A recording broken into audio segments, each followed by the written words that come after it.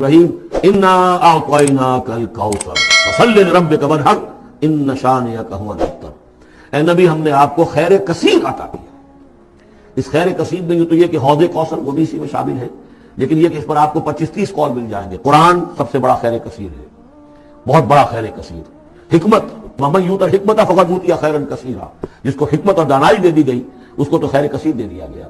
تو ہم نے آپ کو وہ سب کچھ عطا کر دیا ہے اور محتاج کے ساتھ عطا کر دیا ہے، جو انسان کی انسانیت کے لیے اس کے لیے یوں سمجھیے کہ ترہ امتیاز بن سکتا ہے۔ فصل لربک وانحر، بس اپنے رب کے لیے نماز پڑھا کیجئے اور نحر کیجئے، اونٹ قربان کیا کیجئے۔ یہ گویا کہ عید الاضحیٰ کا نقشہ آ گیا۔ فصل لربک، پہلے ہم نماز پڑھتے ہیں دوگانا عید الاضحیٰ، اور پھر جا کر ہم قربانی کرتے ہیں وانحر ان شانئک هو الابتر، یقیناً آپ کا دشمن ہی ہے کہ جو دم کٹا ہو جائے گا۔ اس کا پس منظر یہ ہے کہ جب حضور کے ایک صاحبزادے بچپنی میں فوت ہو گئے تو کچھ جو کفار تھے مکے کے، انہوں نے بڑی خوشیاں منائی کہ ایک ہی بیٹا تھا، باقی تو ان کی بیٹیاں ہیں۔ آپ کو معلوم ہے کہ 4 بیٹیاں تھیں حضور کی صلی اللہ علیہ وسلم، لیکن یہ کہ بیٹا جو تھا وہ ایک ہی تھا، وہ اللہ نے اٹھا لیا، تو بڑی خوشیاں منائی گئی کہ یہ تو اب دم کٹا جیسے ہوتا ہے جس کا کوئی پیچھے نام نہ رہ جائے۔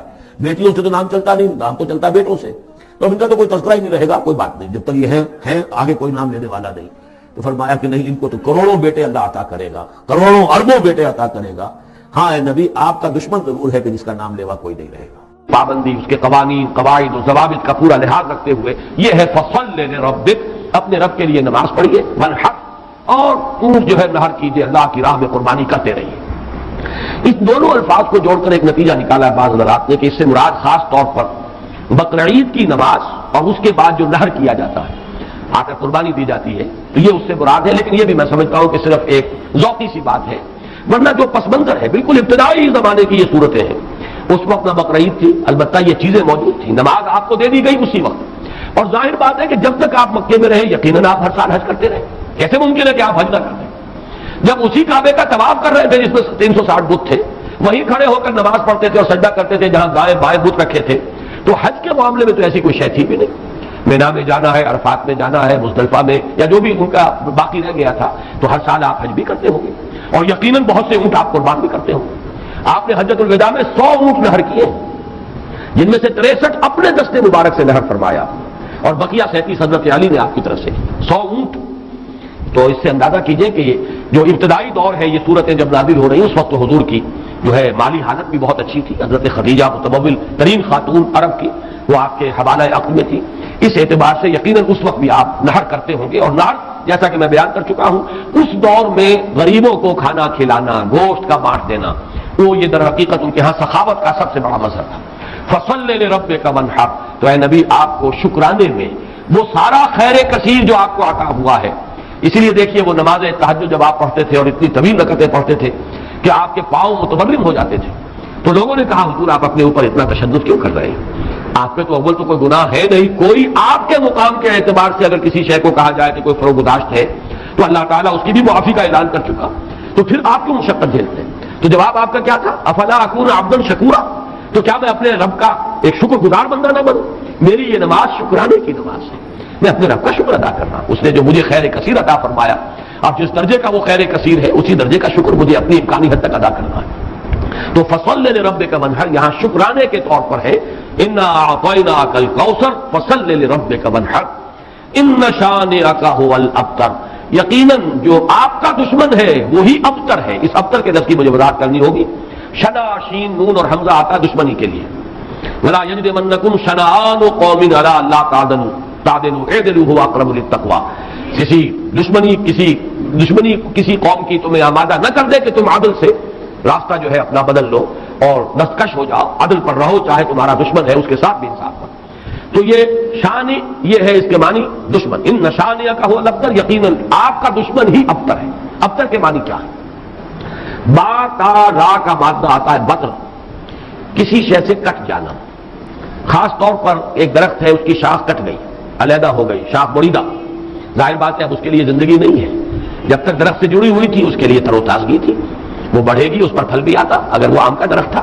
اب جب کٹ گئی تو اب وہ سوکھے گی، ختم ہو جائے گی، اس کے لیے کوئی تر و تازگی نہیں ہے، اس کا کوئی شاندار مستقبل نہیں ہے۔ تو یہ کسی شے سے کٹ جانا، اسی معنی میں قوم سے کٹ جانا، علیحدہ ہو جانا، تنہا رہ جانا۔ لا تجعلنی فردا، مجھے اکیلا نہ بنا دے، تو یہ جو آتا ہے کہ میں اکیلا نہ رہ جاؤں، اس کے لیے بھی یہ لفظ آتا ہے۔ اور پھر جس کا ذکر یا جس کا سلسلہ منقطع ہو جائے، جس کے ہاں اولاد نہ ہو، اب نام اس کا کہاں رہے گا، ختم ہو جائے گا، اولاد نہیں ہے وہ بھی ابتر ہے، گویا کہ اس کا ذکر باقی رکھنے والا کوئی نہیں رہا، اس کا نام نہیں رہے گا دنیا میں، اس لیے کہ اولاد نہیں، خاص طور پر اولاد نرینہ۔ اسی طریقے سے جس جانور کی، جس چوپائے کی دم کٹی ہوئی ہے اسے ابتر کہتے تھے، دم کٹا، اس لیے کہ یہاں بھی کوئی شے کٹی ہوئی ہے اس کے جسم سے۔ تو یہ مختلف الفاظ ہے، یہ معنی ہے اس لفظ کے ابتر کے۔ اب اس کو نوٹ کیجئے، حضور کو ابتر کہا قریش نے، کن کن معنی میں کہا اس کی تفصیل میں بھی آپ سے سنا رہا ہوں، اور اس کا جواب دیا جا رہا ہے کہ یہ آپ کو ابتر کہہ رہے ہیں، اے نبی در حقیقت یہ ابتر ہوں گے، بلکہ یہ ابتر ہے، ان شانئک هو الابتر۔ حضور کو ابتر کس کس معنی میں کہا ہے؟ بالکل اوائل میں جبکہ حضور صلی اللہ علیہ وسلم نے اپنا پیغام شروع کیا ہے تو لوگوں نے کہا بطرا محمد منا، یہ ابن جریر کی روایت ہے، محمد ہم سے کٹ گئے، ہمارا اپنا ایک طریقہ تھا، ہماری تہذیب، ہمارا تمدن، ہماری روایات، ہمارا مذہب، ہمارے عقائد، اور محمد ہم سے کٹ گئے تو اس کا مطلب یہ ہے کہ یہ شاخ سوکھ جائے گی۔ یہ اگر جمعیت کے ساتھ رہتے، پوری اپنی قوم کے ساتھ رہتے تو ان کے لیے بھی شاندار مستقبل تھا، اب ان کا مستقبل بہت تاریک ہے۔ یہ بالکل ایسی بات ہے جیسے واصل بن عطا، یہ شاگردوں میں سے تھا حضرت حسن بصری رحمۃ اللہ علیہ کے، وہ تابعین میں سے ہیں، ان کا شاگرد اور بڑا ذہین شاگرد، لیکن اس نے مسئلہ تقدیر پر، جبر و قدر پر بحثیں شروع کی، تو جب اس طرح کی باتیں اس نے کہیں کہ جو اہل سنت کے شایان شان نہیں، تو پھر حضرت حسن بصری نے اسے اپنے درس سے نکال دیا اور کہا کہ اعتزل عنا، یہ ہم سے علیحدہ ہو گیا، اب اس کا رابطہ علیحدہ ہے، اس کا ہم سے کوئی تعلق نہیں۔ اسی اعتزل عنا سے اعتزال کا مذہب بنا ہے، اور معتزلہ کہلاتے علیحدہ ہو جانے والے لوگ۔ تو اسی طریقے سے قوم کا پہلا ریئیکشن یہ تھا حضور صلی اللہ علیہ وسلم کے بارے میں کہ بطرا محمد منا، محمد ہم سے کٹ گیا صلی اللہ علیہ وسلم۔ اسی طریقے سے ایک مرتبہ قریش کی بڑی کوئی چوپال کے اندر ان کی بڑی مجلس تھی، اور کعب بن اشرف جو ہے وہ آیا ہوا تھا یہودی مدینہ منورہ سے، اس وقت تک تو یثرب تھا، ابھی کہاں مدینہ منورہ، اس وقت تک تو یثرب ایک بستی تھی، اس کا نام یثرب، وہ تو حضور ہجرت فرما کر گئے تو پھر وہ مدینۃ النبی اور المدینۃ المنورہ بنا ہے۔ تو وہاں لوگوں نے کہا، حضور کا ذکر کیا، اس نے پوچھا ہوگا کہ سنا ہے آپ کے ہاں کوئی ہے جس نے نبوت کا دعویٰ کیا ہے، تو الفاظ نقل کیے ہیں بزار نے حضرت ابن عباس رضی اللہ تعالی عنہما سے، الا تری الی ھذا الصبی المنبتر، دیکھتے نہیں ذرا تم، الا تری، یہ وہی ارایت الذی، یہ ان کے ہاں تعجب کی بات ہوتی تھی، ذرا دیکھو تو، تعجب بھی تحقیر بھی، یہ ہمارا ایک بچہ ہے۔ اب دیکھیے بچہ کہہ رہے ہیں، حضور اس وقت 42-43 سال کے ہوں گے، لیکن یہ انداز حقارت ہے، یہ تحقیر۔ پھر یہ کہ یہ لوگ ہوں گے 60 65 70 کے، یہ بڑے چودھری بیٹھے ہوئے، تو ان کے لیے تو وہ نوجوانی کی جو عمر ہے وہ 42-43 سال، وہ بھی گویا کہ بچہ ہونے کی بات ہے۔ الا تری الی ھذا الصبی المنبتر من قومہ، جو کٹ گیا اپنی قوم سے، یزعم انہ خیر منا، اور سمجھتا یہ کہ یہ ہم سے بہتر ہے، اس کا دین ہمارے دین سے بہتر، اس کا عقیدہ توحید ہمارے عقیدہ شرک سے بہتر۔ وَنَحْنُ أَهْلُ الْحَجِيجِ وَأَهْلُ الصَّدَانَةِ وَأَهْلُ السِّقَايَةِ، حالانکہ ہم حاجیوں کا بندوبست کرنے والی قوم ہیں، ان کی میزبانی کرتے ہیں، انہیں پانی پلاتے ہیں۔ یہ جب الفاظ میں پڑھ رہا تھا آج تو مجھے وہ آیت یاد آئی سورہ توبہ کی، اجعلتم سقایۃ الحاج وعمارۃ المسجد الحرام کمن آمن باللہ والیوم الآخر وجاہد فی سبیل اللہ، اللہ پر ایمان لانا، یوم آخر پر ایمان لانا اور جہاد کرنا، یہ ہے اصل اعمال۔ یہ حاجیوں کی کوئی خدمت کر لی، پانی پلا لیا، تم نے اس کو بڑی اونچی نیکی سمجھا ہوا ہے۔ تو یہ بھی منبتر اس شخص کو کہیں گے جو کٹ گیا اپنی قوم سے۔ سب سے زیادہ تلخ انداز میں جو بات کہی گئی حضور کے بارے میں، اور ابتر کا لفظ آپ کے بارے میں استعمال ہوا، اور یہ سمجھیے کہ یہ بھی دنات اور پستی کی انتہا تھی۔ حضور کے دوسرے صاحبزادے حضرت عبداللہ کا جب انتقال ہوا، یہ ذرا نافلہ تعلق کے درجے میں نوٹ کر لیجئے کہ حضور کی صاحبزادیاں اور آپ کو 2 بیٹے، 4 بیٹیاں اللہ نے حضرت خدیجہ کے بطن سے عطا فرمائیں۔ آپ کی کسی اور زوجہ سے اولاد نہیں ہوئی، صرف ایک کنیز ماریہ قبطیہ کے بطن سے حضرت ابراہیم، اور وہ مدنی دور کا آخری زمانہ ہے جبکہ آپ کو وہ اللہ نے بیٹا عطا فرمایا، وہ بھی کم سنی کے اندر فوت ہو گئے حضرت ابراہیم۔ تو یہ جو ترتیب ہے حضور کی اولاد میں، سب سے بڑے تھے قاسم، اسی لیے ابو القاسم آپ کی کلیت ہے۔ اس کے بعد حضرت زینب، اس کے بعد عبداللہ، حضرت عبداللہ حضور کے دوسرے بیٹے، اور پھر 3 بیٹیاں ام کلثوم اور فاطمہ اور رقیہ رضی اللہ تعالی عنہم وعنہن، ان سب سے اللہ تعالیٰ راضی ہو۔ یہ آپ کی اولاد ہے۔ پہلے قاسم فوت ہو گئے تو چلیے ایک بیٹا عبداللہ ابھی آپ کے پاس تھا، جس رات ان کا بھی انتقال ہو گیا اس کے بعد چرچا ہوا محمد اختر ہو گئے، چنانچہ سب سے زیادہ کمینگی کا مظاہرہ جو ہے ابو لہب نے کیا، پڑوسی تھا حضور کا۔ اب بھی آپ جہاں جاتے ہیں تو حضور کا گھر اور پھر اس کے ساتھ ہی وہ ابو لہب کا گھر جو ہے اس کے اب تو نشان باقی رہ گئے، صرف باقی اب سب ختم ہوا، بڑے بڑے محل بن گئے ان کے آس پاس، بڑی عمارتیں بن گئی۔ ابو لہب دوڑا دوڑا گیا ہے اسی شب، ادھر انتقال ہوا ہے عبداللہ کا، اور وہ دوڑا ہوا گیا، اس نے جا کے خوشخبری دی، بدر محمد اللیلہ، آج کی رات محمد کی جڑ کٹ گئی، محمد ابتر ہو گیا صلی اللہ علیہ وسلم، وہ جا کے خوشخبری دے رہا۔ یہ دنات اور پستی کی انتہا ہے۔ اس کو نوٹ کر لیجئے کہ اب آگے چل کر سورۃ اللہب اب دور نہیں رہی ہے، شاید اگلے ہی درس میں ہم تینوں صورتیں پڑھیں گے، سورہ کافرون، سورہ لہب اور سورۃ النصر۔ آج جیسے دو پڑھ رہے ہیں، پچھلے درس میں بھی دو صورتیں پڑھی تھی، اگلے درس میں تین صورتیں پڑھیں گے انشاءاللہ العزیز۔ بدترین انسان، افضل الخلائق جو تھا حضور کے دشمنوں میں، وہ ابو لہب تھا، قریب ترین عزیز، حضور کا سگا چچا، لیکن یہ کہ بدترین دشمن، اور دشمن بھی دشمن میں فرق ہے۔ خدا پنج انگوش یکساں نہ کر، نہ ہر زن زن استو، نہ ہر مرد مرد، خدا پنج انگوش یکساں نہ کر۔ آپ کے موافقین اور مومنین بھی برابر نہیں تھے، کہاں حضرت ابوبکر رضی اللہ تعالی عنہ، کہاں اس دور کے کوئی عام صحابی، پھر آپ کے دشمن بھی برابر نہیں تھے۔ تو بدترین دشمن یہ ابو لہب ہے، اور اندازہ کیجئے اس کی دنات کا کہ بدر محمد اللیلہ، آج کی رات محمد کی جڑ کٹ گئی، ابتر ہو گئے محمد، معاذ اللہ۔ یہی لفظ کہے تھے پھر عاص ابن وائل سہمی، جو آپ کے دشمنوں میں سے، مخالفین میں سے بہت بڑا چودھری تھا، ان محمد ابتر ہو، اب تو محمد ابتر ہو گئے، ان کی جڑ کٹ گئی۔ لا ابن لہو یقوم مقامہ بعدہ، اور ان کا کوئی بیٹا رہا ہی نہیں کہ جو ان کی جگہ، ان کے مقام پر، ان کی جگہ پر کھڑا ہو، جانشین بنے، ان کے مشن کو آگے لے کر چلے۔ فَإِذَا مَاتَ انقطع ذِكْرَهُ، جب محمد اب فوت ہو جائیں گے تو ان کا ذکر بھی منقطع ہو جائے گا۔ یہ وہ ابتر کا مفہوم جس کا کہ تقابل ہم کریں گے، اِنَّا رَفَعْنَا لَكَ ذِكْرَكَ، وہ کہہ رہے تھے کہ ذکر منقطع ہو جائے گا، اور سورۃ الانشراح میں اللہ کی طرف سے نوید آئی، وَرَفَعْنَا لَكَ ذِكْرَكَ، ہم نے تو آپ کا ذکر بہت بلند کر دیا۔ تو یہ ہے ان شانئک ھو الابتر، اے نبی آپ ابتر نہیں ہوں گے، آپ کو تو ہم نے خیر کثیر عطا فرمایا، آپ کا ذکر بلند کیا، آپ کی مانوی اولاد، آپ کی امت، کتنے بڑے بڑے اولیاء اللہ، صوفیاء، اہل اللہ، اتقیاء، صلحاء، مجددین، علماء، جن کے بارے میں علماء امتی کا انبیاء بنی اسرائیل، وہ سب آپ کی مانوی اولاد۔ پھر آپ کی صاحب دادی حضرت فاطمہ سے جو اولاد چلے گی، اس کا جو مقام و مرتبہ دنیا میں ہوگا، تو آپ ابتر نہیں ہیں معاذ اللہ۔ جیسے سورہ نون کے شروع میں فرمایا، نون والقلم وما یسطرون ما انت بنعمت ربک بمجنون، اور کچھ دنوں کے بعد دیکھ لیں گے کہ کون مجنون تھا، محمد مجنون تھے معاذ اللہ، یا ابو جہل مجنون تھا اور پاگل ہو گیا تھا، اس کی مت ماری گئی تھی۔ فَسَتَنظُرُ وَيَنظُرُونَ بِأَيِّكُمُ الْمَفْتُونُ، یہ میں بھول رہا ہوں آیت، آپ بھی دیکھ لیں گے اور یہ بھی دیکھ لیں گے کہ کون تھا جو کہ بچل گیا تھا اور جس کی مت ماری گئی تھی۔ اسی طرح یہاں فرمایا ان شانئک ھو الابتر۔ درس تو مکمل ہوا، اور ذرا بعض ضمیمیں ہیں ان کو چونکہ آئندہ کے درس سے بھی تعلق ہے، اور جیسے میں نے مولانا فراہی رحمۃ اللہ علیہ کے بارے میں اپنے پچھلے درس میں کچھ عرض کیا تھا کہ اگرچہ ان کا بہت اونچا مقام ہے میری نگاہ میں، لیکن وہ سائنٹیفک ریشنلزم سر سید کی صحبت کی وجہ سے، ان کے زیر اثر آنے کی وجہ سے کسی نہ کسی درجے میں متاثر ہو گئے تھے، جو سورہ فیل میں انہوں نے تمام جو مفسرین اور تمام معصور جو تفسیر ہے اس کو چھوڑ کر ایک علیحدہ رائے اختیار کی۔ اسی طرح چند باتیں آج میں عرض کرنا چاہتا ہوں۔ ایک تو یہ جو صورتیں اس وقت ہم پڑھ رہے ہیں، ان میں سے تقریباً تمام صورتوں کے بارے میں مکی اور مدنی ہونے کا اختلاف موجود ہے، حالانکہ اکثر و بیشتر کے نزدیک، اجماع امت اور اجماع مفسرین کے نزدیک، یہ ساری صورتیں جو ابھی تک ہم نے پڑھی ہیں یہ مکی ہے، لیکن مدنی کی روایات بھی موجود ہیں۔ خاص طور پر اس سورہ مبارکہ کے بارے میں تو ایک ایسی روایت ہے جو مسلم شریف میں بھی ہے، مسند احمد میں بھی ہے، سنن ابی داؤد میں بھی ہے، سنن نسائی میں بھی ہے، اور حضرت انس رضی اللہ تعالی عنہ سے مروی ہے۔ حضرت انس حضور کے خادم خاص رہے مدنی دور میں، اب ظاہر بات ہے وہ واقعہ بیان کر رہے ہیں۔ وہ کہتے ہیں کہ ایک روز حضور ہمارے مابین تشریف فرما تھے اور کچھ گفتگو ہو رہی تھی، اچانک کچھ آپ کو ایک خاص اون کی سی کیفیت آپ پر طاری ہوئی، یعنی آپ نے آنکھیں بند کی اور اس کے بعد آپ نے آنکھیں کھولی تو آپ کے چہرے پر مسکراہٹ تھی، تبسم تھا۔ ہم نے پوچھا کس بات پر؟ آپ نے فرمایا کہ مجھ پر سورت نازل ہوئی ہے، اور پھر بسم اللہ پڑھ کر آپ نے انا اعطیناک الکوثر فصل لربک وانحر ان شانئک ھو الابتر، یہ سورہ مبارکہ سنائی۔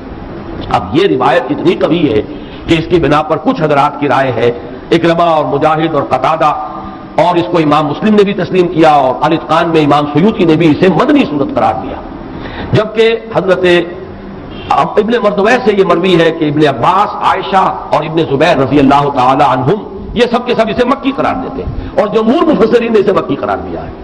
میں نے خاص طور پر آج بات اس لیے بیان کی ہے کہ ان چھوٹی صورتوں کے بارے میں اکثر و بیشتر کے بارے میں اختلاف ہے، نمبر ایک۔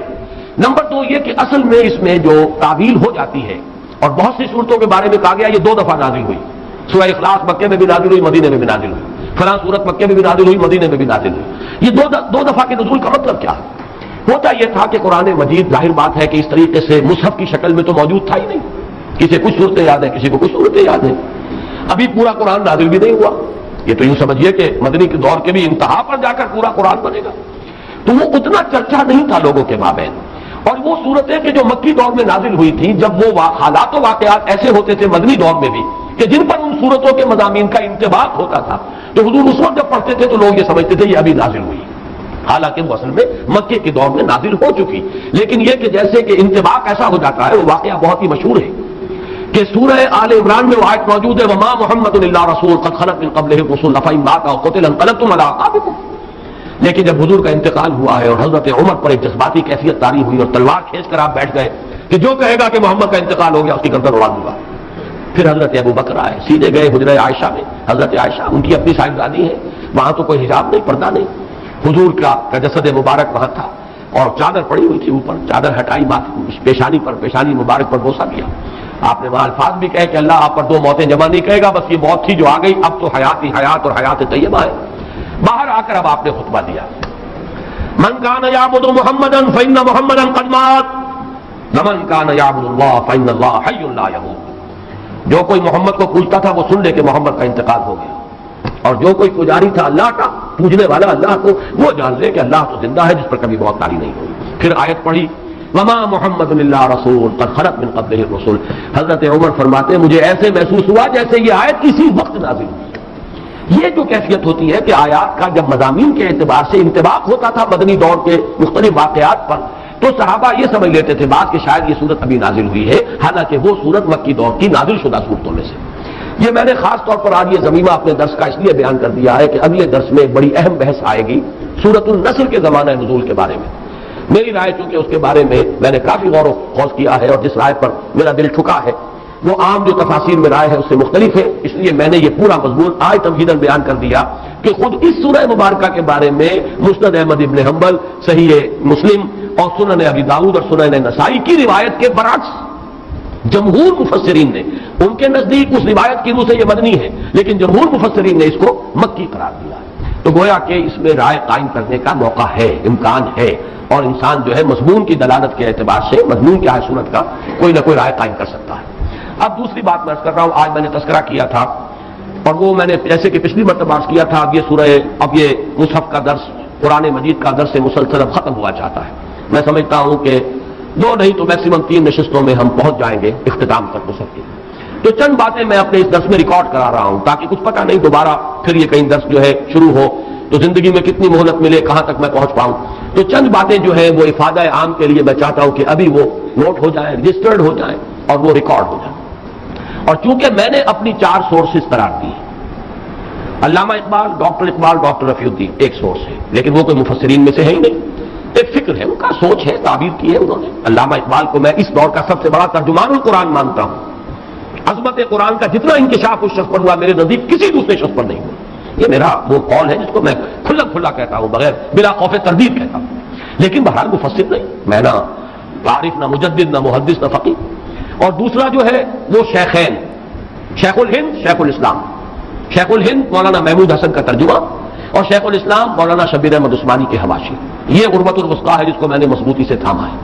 سلف کے ساتھ میرا رشتہ اس حدیث اور اس ترجمے اور تفسیر کے حوالے سے قائم ہے. اسلاف کے ساتھ میں جڑا ہوا ہوں، یہ الغربت الوثقی اس کی وضاحت میں کر چکا ہوں. لیکن استفادہ زیادہ جو میں نے کیا ہے وہ دوسرے 2 شعبے ہیں، مولانا فراہی اور ان کے شاگرد مولانا اصلاحی، مولانا ابوالکلام آزاد اور ان کے مانوی جانشین مولانا سید ابو الاعلیٰ مودودی. ان میں سے 2 حضرات کے ساتھ میری طویل ایسوسیشن رہی ہے، جماعت اسلامی کے ساتھ مولانا مودودی کے ساتھ، پھر مولانا اصلاحی صاحب کے ساتھ اس سے بھی طویل. اس پہلو سے میں ان دونوں کے مابین جو بھی کوئی ربط اور تعلق ہے یا جہاں جہاں مجھے اختلاف ہوتا ہے میں اس کو خاص طور پر بیان کر دیتا ہوں. وہ کسی قد کی وجہ سے نہیں ہے، بلکہ اس لیے کہ چونکہ میں نے ان سے بہت کچھ فیض حاصل کیا، لہذا جہاں مجھے ان کی کسی رائے سے اختلاف ہے اسے میں نوٹ کروا دیتا ہوں تاکہ وہاں میری رائے جو ہے یہ نہ سمجھی جائے کہ میری رائے بھی وہی ہے جو مولانا مودودی کی ہے یا مولانا اصلاحی کی. بہرحال اس وقت جو بات مجھے نوٹ کرانی ہے وہ یہ ہے، کیونکہ میں نے آج کہا تھا کہ تفسیر سورہ کوثر کا جب میں نے تقابلی مطالعہ کیا ہے مولانا اصلاحی صاحب نے تو کچھ بھی نہیں لکھا اور کوئی اس پر محنت نہیں کی، کوئی حق ادا نہیں. مولانا فرائی کی کچھ چیزیں نقل کی جیسے سورہ فیل میں نقل کی ہیں، اسی طریقے سے سورہ کوثر میں نقل کر لی. لیکن یہ کہ مولانا مودودی نے تفہیم میں واقعہ یہ کہ حق ادا کیا ہے، بڑی محنت کی، ساری معلومات جمع کر دی. البتہ ان دونوں میں جو ایک فرق و تفاوت ہے اس کے اعتبار سے 2 پوائنٹ نوٹ کر لیں. مجھ سے بہت سے لوگ مشورہ مانگتے ہیں کہ آپ کون سی تفسیر ریکمنڈ کرتے ہیں، تو میں ہمیشہ یہ کہا کرتا ہوں کہ مولانا مودودی کی تفسیر اگر صرف آپ پڑھتے ہیں تو حواشی جو ہے شیخ الہند کے اور شیخ الاسلام کا ترجمہ اور حواشی وہ ضرور شامل کر لیجیے۔ تدبر قرآن پڑھتے ہیں تو اس کے ساتھ بھی اس کو ضرور شامل کیجیے۔ اس کی کیا وجہ ہے؟ یہ دونوں تفسیریں چاہے تفہیم القرآن ہو چاہے تدبر قرآن ہو، دین کا جو باطنی پہلو ہے، تصوف کی جو چاشنی ہے، اس سے یہ دونوں تفسیریں بالکل خالی ہیں، قائل ہی نہیں۔ جب قائل نہیں تو ادھر ان کی توجہ نہیں ہوئی، ان حقائق پر نگاہ نہیں گئی۔ موتی ہیں بکھرے ہوئے ہیں، لیکن یہ کہ آپ کی توجہ نہیں ہے، آپ کو نظر نہیں آ گیا کہ موتی بکھرے ہوئے ہیں۔ مولانا مودودی کا بھی وہ مزاج نہیں، مولانا اصلاحی صاحب کا بھی وہ مزاج نہیں، بلکہ مولانا اصلاحی صاحب زیادہ ہی سخت ہے۔ اس اعتبار سے ان دونوں کی تفسیروں کے اندر یہ پہلو جو ہے، ایک پہلو بہت ہی یہ سمجھیے کہ نظر انداز ہو گیا ہے، اس پہلو سے وہاں بڑی کمی ہے۔ اس کمی کو پورا کرنے کے لیے حرکی پہلو تفہیم القرآن میں ہے، تدبر قرآن مجید کے اپنے اسالیب، زبان کی بحث ادب کے حوالے سے، اور نظم القرآن، قرآن کا نظم، سورتوں کا، آیات کا، یہ مولانا اصلاحی صاحب کا خاصہ ہے۔ لیکن دونوں چونکہ اس سے خالی ہے، مانوی اور وہ جو روحانی مباحث ہے، تصوف کے موضوعات ہیں، لہذا اس کو تو شامل کرنا چاہیے ہر صورت، یعنی شیخ الہند کا ترجمہ اور مولانا شبیر احمد عثمانی کے حوالے۔